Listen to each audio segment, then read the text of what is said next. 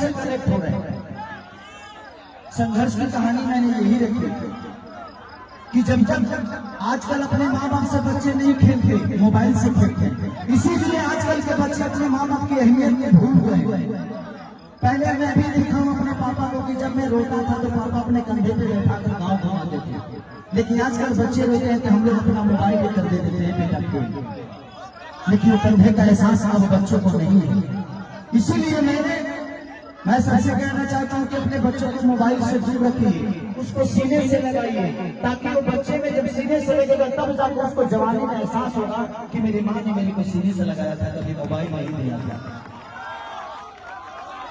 यही संघर्षों की कहानी है जो कि आज बिहार की झारखंड और जहां भी लगी है, आप सबका जन सैलाब आ रहा है। और गणपत जैसी सिनेमा उतर गई और खेसारी की सिनेमा लग गई।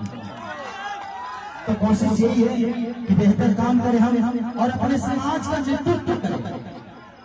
किसी के पीछे झंडा लेकर घूमे नहीं, खुद का झंडा बनाए, दूसरे के बच्चों का भविष्य तय मत करिए। आप लोग अपने बच्चे के लिए सोचिए, दूसरे के बच्चों के लिए कब तक सोचिए।